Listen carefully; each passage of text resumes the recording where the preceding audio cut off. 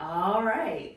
So now we had time to think about the shifts that we made and how did we pivot. And obviously, Sam pivoted well because you said, okay, law school on hold, but then you joined the Corps. Yes. So tell me more about that. Where did you do the Corps? What was the experience like? All of that. I was placed at Fairview Junior High School, which does not even exist in Memphis anymore. It's where Maxine Smith STEAM Academy is now.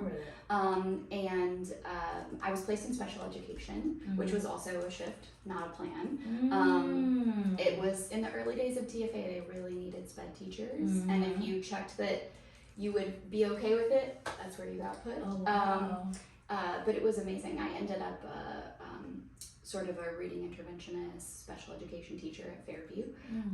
That was my placement. And then after my 2 years of my core experience, I actually worked for Teach for America for a year as a program director. Wow. Yeah. Talk about all the shifts. Yeah. First of all, Fairview took me, I had a little boo thing back in the day at Fairview. Don't remember his name. When you said Fairview, Nice. I was like, I remember, hey boo. No, not hey boo, but you don't. Okay.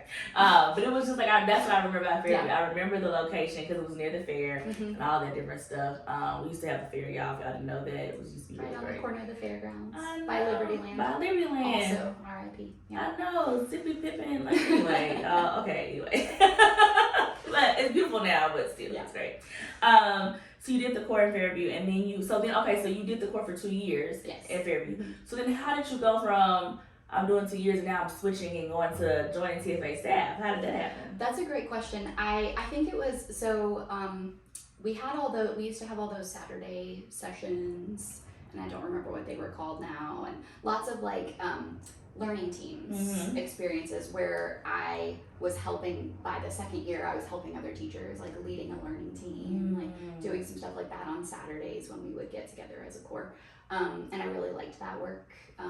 Really liked helping the other English teachers, SPED teachers, supporting them. And again, Teach for America is very good at recruiting, so they convinced me. They are. TFA are good recruiters. They definitely are. And so you then got a program director. So what did you do as a program? So for those that don't know what a program director is, a program director was managing Corps members, I would assume. And so you I don't remember what they're called now, but just coaching, teacher coaching. It was great. I was a teacher coach for about a year, supporting Corps members all over the city. But I would say I knew right away that I missed the classroom though. Wow. I really did. Okay. It wasn't very long into my experience at the TFA office that I missed being in a school building. I missed the relationships with kids. I knew it's where my heart was. So I was enjoying my time coaching Corps members, but I got right back in the classroom the following year. So you went back into the you are just the shifter. Okay. Yep. So we go back in the classroom. So what did you teach? Back to SPED? I went to the Collegiate School of Memphis. Okay. Which is an independent school over in the Heights area. And I taught English there. And spent a long time there. So teaching English, multiple grade levels, and then ending up the director of curriculum instruction. So spent a lot of my career at Collegiate. Oh, shout out Collegiate. Yeah, it's a great place. Okay, so then you go to Collegiate. So tell us more about that experience of being the director of literacy. You said, right? Curriculum and instruction. Curriculum instruction. DCI. Yeah. I had a pretty small staff, a pretty small school, but I just supported teachers, coaching, and I feel like the biggest thing that I learned at Collegiate was how important faculty learning from each other is. We had a lot of, I was the director of curriculum instruction and coaching teachers, but I couldn't coach a physics teacher or an AP calculus teacher, or I didn't know their content, right? I could be supportive and I could give them teacher moves, but we had a very experienced faculty. So I feel like one of the most powerful things we did was learn from each other and have a lot of collegial conversation. Yeah. So I've seen this trend of you're being able to transition, but you're also loving to communicate. You're loving to learn from others and also lead in that learning. And so that's really powerful. So we get to a space where we're learning and leading, we're transitioning. You've been a director, then what happens next? Yeah, I spent a long time at Collegiate. I probably could have stayed there forever. It was a great Okay. place.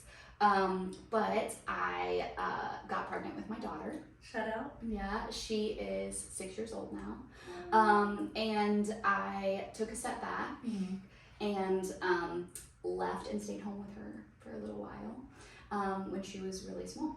So that was a big shift. Again, as soon as I was away from a school building, I sure did miss it. So I stayed home with her for a while and really thought a lot about her education, right? I was at home being her teacher, and it had me thinking away from a school building about what I wanted to be true for her and really what I believed about education. Leaving Collegiate was a little bit bittersweet, but I also felt pulled back to public education. So Collegiate was an independent school, serving low-income kids, but definitely different than my belief in supporting public education. So thinking about public education, thinking about my daughter, where would she go to school? I want her to go to public school, thinking all about that. And I read a book about parenting, you know, you've got like a little tiny one at home, you're trying to do your best. And someone gave me this book called The Montessori Toddler. Oh, okay. So I start reading this and I'm like, what is Montessori? I hadn't really thought about it very much, and I get into it, and then I just sort of went down a rabbit hole of learning about Montessori and thought that it was really cool. And around the time my daughter was a year old, I heard that there was a public Montessori school in Memphis. It is a public Montessori school. Up in Fraser. In Fraser, yes. And that I hadn't seen it yet. I just immediately had to see it. I was like, what do you mean we have a public Montessori school? I didn't know this. I was connected with Bob Nardo a bit. I knew who he was, also a TFA alum. He had worked with my husband previously, so I knew his name. It's like, oh, okay, so Bob is leading a public Montessori school in Memphis, in Fraser. I have to go check this out. So, and that led to the next big shift. Oh my goodness. Yeah, because once you see it, you're blown away, and you can't go back. You can't go back. I agree. When I came to Libertas, it was amazing. But for those that don't understand Montessori education, could you give us a little background? Like, give us a little high level. What's the difference between Montessori education and traditional education, just so people are clear? Yeah, I think that's a really big question, and it's hard if you haven't seen it. And I think that before you really get into a Montessori space, you can have some preconceived notions. Montessori, it's like kids kind of do whatever they want. They like run around. They don't really have to, like, if they choose not to work, they don't have to, like, that it doesn't have any structure. And also, I mean, my own experience too was that Montessori was, you know, like for rich kids in private school. So the only way I had ever seen it was that, you know, if your parents can afford private school tuition, then you can get this kind of hippy dippy thing called Montessori. Seeing it working in a public school really blew my mind. So you get into what is Montessori then. Okay, so Montessori is at a high level all about children growing in their independence, working with their hands. A Montessori phrase we use a lot is work of the hand, or from the hand to the mind. So work of the hand, developing independence, are hallmarks of a Montessori education. And some of the big highlights too are multi-age classrooms and teaching children interdependence. So a multi-age classroom leads to children being able to not only rely on an adult, right? They can turn and rely on a peer, an older child. Montessori really builds community and teaches them to go to each other. And as they get older, especially to have independence from an adult, always telling them what they need to do, what they need to learn, where they need to go. And it's just as hard as it sounds like it is. Like it sounds like it could be complete chaos, right? And at the beginning, it really is. And then what Marie Montessori wrote is that children normalize. That was her term. Children normalize through work, and so the more lessons that you give them, the more time they're in the environment, they really begin to self-regulate. Yep. So that you aren't the one regulating them. It's not about the adult, it's about the child. And they find their rhythm through work and their concentration. Montessori is about matching the work with the child and following the child. And it's really beautiful to see.